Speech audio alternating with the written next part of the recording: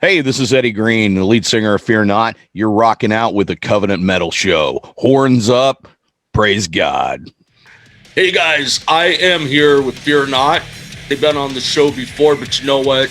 We gotta have them back because these guys have been hard at work on some brand new music. And you guys just had some pizza a little while ago, didn't you? Yeah.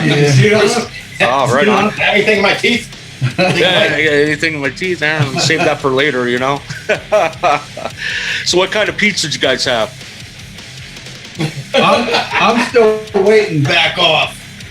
Chris doesn't like manly pizza. No, they just gave me a hard time because I wanted a little bit more vegetables instead of having the Meat lovers. with essential Vegetables and pizza. Yeah, come on. I think Eddie's coming on, Dave. Hey. Oh, there he is. sweet. Right on, dude. Yeah. Right Oh, on. yeah, I had pepperoni.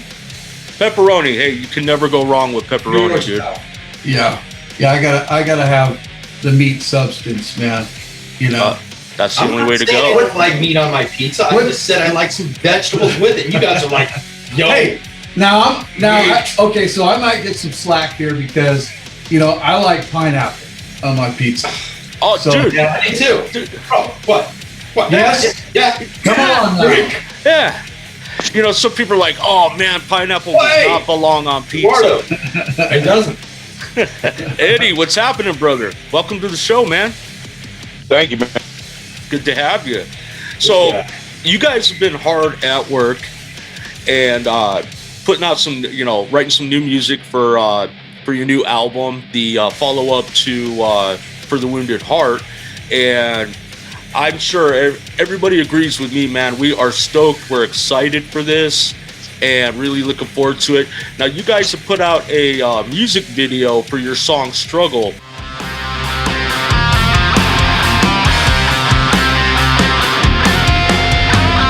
I'm down on my luck. Got this monkey on my back. Yeah. Can you tell me about that? Eddie. Oh, struggle. It kind of coincided with every, in the world. Oh, you're cutting out there, Eddie. We got together. What's that? Oh, you were cutting out. Like I could see you talk, but there was like no sound. Okay, I'm gonna go. It'll be a lot more stable connection. Okay. Larry, if you want to take that minute. Yeah, so I think that was the first track of the new record we started writing, wasn't it? Yes. So and then of course probably everybody and their brother had the idea when everybody got locked in, during COVID, and everybody was just kind of in their own confines. But we really started talking and taking it seriously about actually putting out a full-length record and taking advantage of that time that we had, right? So we talked about just calling it the lockdown sessions and such, but Although there's a few other people that have. Yeah, 'cause every- lockdown sessions. yeah, now, so We missed it. but anyways, Not really. I had the track done, sent it off to Eddie, and when he just started writing the lyrical content to it, it really just kind of set in there well with what was happening, with just everybody, not only having to deal with the COVID itself, but the aftermath and everything that goes along with it, that trickle down effect, with maybe so many people losing their jobs and just the simple thing of having to take care of your kids now because they can't go to school, right? There was so much that went into this, and so just the struggles of life at that time, was really just I think where he was going with it. And, He's back. but with all of that, we always have that hope in Christ that, no matter what kind of struggles we got, man, he's who we go to, he's who we lean on, and he's who we look to, right? So, but at the same time too, it's okay to ask why. Why? Oh, yeah. Why are we going through this? God, He wants us to ask Him. He wants us to talk to Him. He wants us to go to Him, and He knows anyways, right? He knows what we're going through. So, but He wants us personally to share our struggles, our thoughts, our feelings, everything that we're going through. He wants us to bring it to Him. And even if it's that age-old question, why, God? Why me? Absolutely. Well, I think Larry brings up a really good point, whenever it comes to that stuff, because I think that most people view God as this big being up there that just, that he's got a lightning bolt that he wants to throw it down on us whenever something bad is going to happen, things like that. It's, having a relationship with Christ is what gives us the ability to be able to go to Him and say why, and gives us the ability to talk to Him on an everyday basis about the struggles and the problems that we have, because, God promised us eternal salvation. He never promised us anything was going to be easy. Right. And I've said this in previous interviews. My problems really didn't start until I became a Christian. Yeah. And then that's whenever all my struggles happen, because then you're a threat. And you're no threat to the devil whenever he's got you exactly where he wants you. Yeah. But we write from, a very different side of life. I mean, we just wrote, Larry and I just wrote a brand new song called Black Soul Sunshine. Ooh. And they're like, well, wait a minute, Black Soul and Sunshine. I don't understand, the deal. But it talks about, that we all are born into a sin nature, and made righteous through what Christ did on the cross. Absolutely. But we write from a very dark perspective about the struggles and about the problems that we have and how to overcome them with the wisdom that Christ gives us in His mercy and grace. Absolutely, man. Absolutely. And that's what it's all about. It really is, And real quick, for anybody who may not know Fear Not, they've been living under a rock. Everybody's been under a rock for the last year. Oh, I know, right? Tell us your names and what you guys do in the band. So my name's Eddie Green. I'm Chris's guitar tech. I knew that was coming. Why? Yeah. Why? Yeah. I love this guy. I'm Larry Worley, and I'm Chris's guitar tech. Not hip hop. I'm Ron Wilson, bus driver. No, Larry Worley, guitar player, Songwriter. Founder. Yeah, founder, songwriter, amazing songwriter, great guitar player. Eddie Green, lead vocal. Heck yeah. I'm Gary, and I am the drummer. I'm Chris. I'm my guitar tech. Yeah. Lead and Yeah. slide. Gary gave you the reason to be your guitar tech today, didn't he? Yes. We won't discuss it. I tripped over his cable, okay? Typical drummers. We just Well, you guys, back in the early 90s, Larry probably would be the best person to answer this one. Fear Not had released, the one and only Fear Not album at the time, until For the Wounded Heart, of course, but self-titled debut album. And actually, before that, you guys were called Love Life. Is that correct? Yeah. Yep. Wow.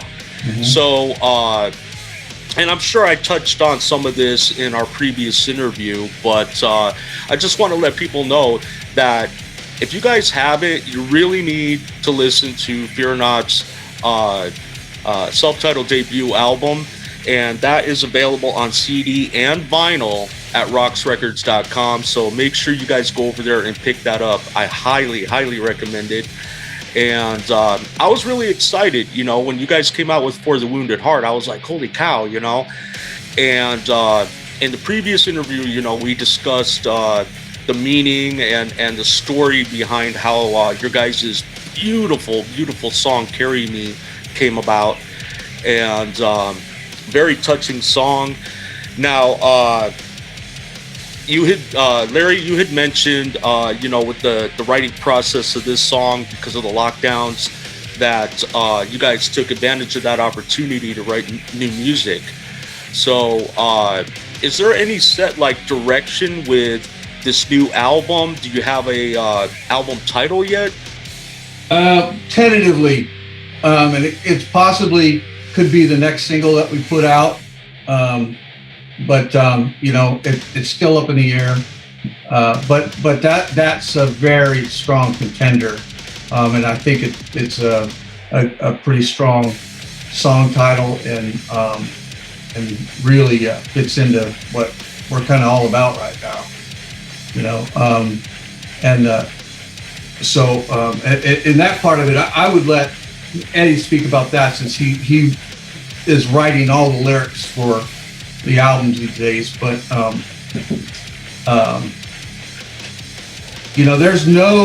we have no preconceived idea whatsoever coming into this. When back in the day, I knew exactly what I wanted. I knew exactly what I wanted to sound like. I knew exactly what all the parts wanted to sound like. Here I come in with an idea. I may have a whole song structure laid out, and then these guys come in and they just make it, they just take it from here to here. You know what I mean? I mean, when you get levels like these guys coming in and playing on a track, it can only get better. Oh yeah. And then once Eddie comes in and he hears the melody and all that stuff, and the lyrics sometimes come before a song section's even over. He's already inspired and writing. So the next single that we got coming out, I think is one of our coolest songs that we've done, but it doesn't really resemble a lot of the older Fear Not stuff, but it's got a lot of elements, but it's just really cool. So, and that was one thing, Chris, I think he's more excited than probably most of us, because he's just like, it doesn't matter. Because I'll say something, and I'm like, oh gosh, man, I don't know if it's like Fear Not. He's like, it doesn't matter. No law, no rules, man. Just Yeah. write music for music's sake. Write what's on the rock. Exactly. That's the way it should Because I think. Oh, I'm sorry. Go ahead. Oh, I was going to say real quick is, when you guys came out with For the Wounded Heart, I actually had a few people come to me and message me, be like, hey, what's up with this? It doesn't sound like the old Fear Not album. I'm like, well, dude, that was like over 20 years ago. Thank you. Thank you. We've all gone through changes. But you don't see people. I think that's where we have been tremendously blessed. It's first off, I want to say thank you to the people that have actually welcomed me, in with open arms, because it's the hardest spot to fill on a band is the lead vocal. It's because that's what really associates the personality of the band is the way that the vocalist sounds, which is why, whenever we play live, I try to make sure that when we do the traditional Fear Not tunes that everybody has cut their teeth on, that I do them almost identical to the way Larry would do them. But I can probably speak, and Larry's very humble, but we did have a little bit there of a time period where I wouldn't say that it was butting heads, but where there was some creative confusion, of what we wanted to do and how we wanted to sound like, because I had to kind of restructure the way I was doing things, because I came from a new metalcore, Christian background. So it was, everything that I was doing was like Five Finger Death Punch, Killswitch Engage, Disturbed, that style vocal wasn't going to work here, so there needed to be some phrasing that really, because even though they give me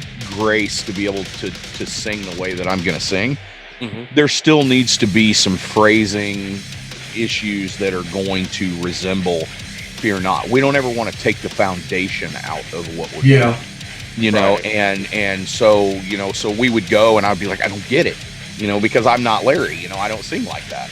And so, but through whenever we get together and we get into the writing phase, it is amazing to watch that process, because he'll be like, oh, I'm hearing this, try this. And I'll be like, oh my God, I didn't think of that. And then we'll lay it down and we'll go, or we'll go, oh my God, that was magic. But the beautiful thing about it is we're all so humble with each other, is that the best only comes out of it. And, you know, so there's no egos here. There's no, listen, it's going to be this way. And that being said, for everybody that wanted 25 years ago, Fear Not, music evolves, people grow, and we were blessed to be able to grow with the scene. So we feel that the things that we're putting out now are relevant for now. You know, it's not relevant 25 years ago. We're not trying to do the Motley Crue reunion tour, you know, or, you know, we're trying to be Fear Not 2021. And I think that everybody's vision and calling is singular. It's not, you know, and what we're doing is we're just very blessed to be able to, I feel like I've been in this band since day one. That's the way they treat me, That's you know, awesome. and, you know, so they're like, just, you know, right, you do you, you know, and Larry, you know, provides, I've been in this business a long, long time, but Larry provides a lot of wisdom and a lot of direction and lets me hear things differently than the way that I would present them or the way that I would sing them. And a lot of times it makes me a much better vocalist because of that wisdom. Larry's the man. And Dave, just, this is Gary, and one thing that you can tell people, and I tell people too, is Fear Not, we all play our instruments. So we're still Fear Not. You know what I mean? You can't take the style of the way Chris plays his guitar and the way Larry plays his guitar, which I have to say on the first radio station, I've said this, but I'm tired of holding it in. Larry's probably one of the best guitar players I know, and the most underrated. I don't He think would only believe it. when they don't, I don't think they realize the parts that he's playing on the records. I mean, he is ripping on these guitar licks, and not only that, but writing the nuances and the stuff these guys come up with. But the bottom line is, they can, whatever happens, we're playing our instruments, so it is Fear Not. You know what I mean? No matter what, that's just, No matter what it sounds like. yeah, that's an easy, It easy answer. Hey, they're playing the same 5 guys are playing their instruments. You know, so. And don't get me wrong. I mean, everybody knows, including myself. I mean, there's such an innate amount of respect. You know, social media wasn't around in the days that these guys first cut their teeth and stepped on stage at Cornerstone, so they didn't know the impact that they had. You know, but I think that, you know, me growing up, you know, and as an 80s metal fan too, there's nothing more frustrating to me than to hear Firehouse 5 and it sounds like Firehouse 1. You know, or, you know, it's just like, come on, you know, it's, you know, I want to hear evolution. I want to hear songwriting. I want to hear it move forward, you know, so, and you get the diehard fans that want to hear Fear Not put out 25 Fear Not albums, you know, and that's okay, but that's not this band. You know, this band, God has called us to now. It's called us to reach people now. Well, you know, you have to progress as a band, like you guys have. And, you know, bands that have been around, you know, 20, 30 years and they still sound the same, not very many bands can do that and still be successful, you know? Right. And it's like, you have to progress, you know?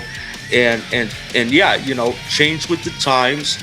And I like that because, you know, I think that musicians should challenge themselves. If you're sitting there playing the same style over and over again for decades, man, then how are you progressing, you know, as a musician, as a songwriter? So the fact that you guys put out, you know, For the Wounded Heart, and it had a totally different sound and everything, I mean, gosh, man, when I first heard Don't Want None, Come Get Some, I was like, oh yeah, this is flipping awesome, you know? Yeah. So just wait. So this full-length album is even more diverse than For the Wounded Heart. I mean, it's we all came to the conclusion of, I mean, if you look at musical styles, I mean, Gary's very much into ska.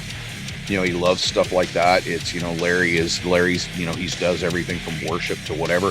Me, I'm into impending doom and, you know, all this, it just Demon Hunter and, you know, War of Ages, and then all the way into Motown. you know, Chris is all about the swamp. I mean, he's that brother's bringing the swamp nasty to the guitar. And then Rod, man, he's just laying down the bottom line and the bottom end, doing what he does, you know, bringing the thunder. It doesn't make any sense for us to sound like we did 25 years ago. We all have such diverse musical taste, you know, that we all bring our own little elements into it, you know, and I think that's what's really cool. So we all decided, let's buckle our seatbelts and we're just going to write and we're going to lay it down, because the beauty of Rox Records is they allow us complete, total creative freedom. Amen. Oh, absolutely. You know, and so you're going to get a great album, but one song isn't going to sound like the next, you know, and if you're expecting something to just fit in this little box, you're going to be sorely disappointed. Yeah. But if you're looking for Hopefully great not. songwriting, good musicianship, and just absolute phenomenal songs, this is going to be the album you're going to want to pick up. Absolutely. Is there, an ETA on when you guys are planning to have that out? Because I'm impatient. I want it. We're hoping for a fall release. Okay. That's what we've been discussing. You know, a lot of it really has to do with, you know, some of the marketing and things that are getting behind it. You know, we want to release a single. I think right now what we've decided is we're going to release a single every 60 days with the music video until the album comes out. So if we time that right, there should be 3 singles out before the album comes out. So, Okay. so Struggle should go to digital distribution hopefully next week, because the music video beat it by a pretty good shot. We were just waiting on some artwork to get that out. And then, can I tell them the title of the second Sure. single? Yeah. Yeah. So Beautifully Broken, which is the tentative album title. Nice. And music video we should be go into production on that within 60 days of Struggle's release. Very Beautifully cool. Broken's almost done. I think it's been mastered a couple times. We were doing a couple little tweaks, but you know, and then we've got 5-6 more songs, including a really big surprise that of a cover that Larry cannot wait for everybody to hear. And I'm not going to let the cat out of the bag, but we are going to do a cover, possibly 2, on this album, because Chris has got a really cool idea for a cover. Yeah, for sure. Right on. Awesome. Well, there might be a couple surprises in there above and beyond, you know. Oh yeah. But we're hoping to release at least 12 on the full length. And, you know, but who knows? I mean, this may end up turning into a Pink Floyd album before it's all said and done, and they end up having like 30 tracks. Guns N' Roses, Whole Use Your album. Illusion 1 and 2. Yeah, it's going to take like 9 years to get it out. The spaghetti incident. I'm going to change the tone here just a little bit real quick. And, you know, just to ask totally off the wall kind of question here. What would you guys say is the most, like, embarrassing thing that has ever happened to you guys during a rehearsal or a live performance? I got a great one. Okay. Oh, man. I got a bunch of them. This is going to be scary. So no, this is great. So check this out. We have you ever heard of an artist named Yngwie Malmsteen? Yeah. So Yngwie Malmsteen was playing at the Whiskey in Hollywood during school year, which means every Musicians Institute guitar player in the world was there. Mm-hmm. We got asked to open up for them, and so we opened up for Yngwie Malmsteen at the Whiskey. No, it was the Troubadour. Oh, the Troubadour, sorry. The Troubadour, that's right. And so the Troubadour stage is not very big. I'm going to make this short. They did a strike. They had Mike Tirana, who has about an 80-foot by 80-foot drum set, that, you know, and Yngwie had his quad stacks on each side, and the bass player had the big amp pegs. So there wasn't much room for us. So before that, though, Larry had called and said, "Gary, how you doing today? I can't talk." So Larry had no voice. So we didn't know how I was going to set my drums up. So I ended up having to get a board from the van and put it over the steps. So I was on a board, 2x4, sitting sideways on the stage. Oh. And Larry couldn't sing. Very first song, broke my snare drum head, and I was singing Larry's parts with him because he couldn't sing. And so that was pretty embarrassing. Yeah, I probably sounded like impending doom. Yeah. My the low register. But the cool thing about it is we got a really good write-up from the BAM magazine that used to be in Hollywood. I don't know if you guys heard of BAM magazine, but They are in everything. yeah, Bay Area music. That's awesome. But yeah, that's I had one where I was with a pretty big regional Christian rock band called Recycled Souls. And we would play with everybody. I mean, with Pillar and all these guys. And that was back in the day, Seventh Day Slumber and, all them. So my guitar player was trying to learn how to twirl the guitar around his body. And he's about 6'3". This ought to be good. Yeah, he's about 6'3". Well, he didn't tell me he was going to do it, and I turned around to walk back to, interact with the drummer, and the headstock hit me right on top of the head, knocked me out. And wow. so it was only just for a couple seconds. Like I went all the way to my knees, and then I got back up, and then I'm sweating profusely, but I thought I was bleeding everywhere. So we're trying to perform. Then you go and you walk up to me, you're like, hey man. Yeah, exactly. We're trying to perform, and I'm lifting my hat. I'm like, am I bleeding? Am I? Everybody, they can hear it over the mic. Everybody, because I'm just completely out of it. I'm like, I think I'm bleeding. Do I need stitches? The whole crowd is like laughing, and I turn around and I am like, I'm seeing stars. I don't even know what I'm doing for like half the song. Man. It was fantastic. The guitar, it didn't hurt it. It hurt Stayed me. in tune and everything. Yeah, stayed in tune. He did a great job. Hey, your So, pride needless was to hurt. say, I stayed away from him after that. Oh, dude, I would. Anybody else got anything real funny? I mean, nobody will probably admit it, but it happens during rehearsals or a live show. Somebody gets nervous or something happens. You had Taco Bell for lunch or whatever, and somebody cracks one off. Has that ever happened to you guys? Oh yeah. Look at me. Why are you looking at me? No reason. Oh. Why are you looking at me? Oh yeah, because then everybody's looking around at each other and nobody wants to blame You- anybody. You can't The get beauty in the part car. though is I'm notorious for forgetting lyrics. I don't know why, even the stuff that I write. And I was singing metalcore. The good thing is that in singing metalcore, if you forget the lyrics, you just start watermelon, and just all you got to do is say watermelon, and nobody. Oh my God, you put on the best vocal performance I've ever seen. I didn't sing a whole word. I didn't sing a word that I had written, not one Dude, word. I had a gig one time and we were playing a brand new song and I totally forgot the second verse. So what I did is I just repeated the first verse. Nobody even knew. The band didn't even know. Done that. Yeah, been there, done that. Yeah, Second verse, same as the first. that's Same right. Confidence too, man. Or I've made Take it, stuff up take on it. the fly that doesn't even make sense, but the last words will rhyme. It's just, That was our last gig, though, wasn't it? yeah. I did that last time we were on stage together. Speaking of gigs, you guys got one coming up this Saturday. The KOUJ block party. Yeah. And so talk about that. Tell me all about that. Well, you can see the three of us together. We're 3 states right here. We're rehearsing starting today. So we're non-stop rehearse. We all got the week off and we're going for it. Yeah. Rod will be in tomorrow. Yeah, we're going. We're excited. We're moving super to the excited. stage tomorrow. We are super excited to play live. That's our thing. we did a kind of a soft run through, and then it's pretty dang close already. We've all done our homework. We're professionals. We know what to do. That's a good thing about not being 18 and trying to figure this thing out. We've all been around the block. So it was just a couple little wrong notes here and there, and easy fixes, and we honestly could have done the gig today and been just fine. Wow. Man, I would give anything to be there, honestly. I wish you could go. Come on down, brother. baby. Dude.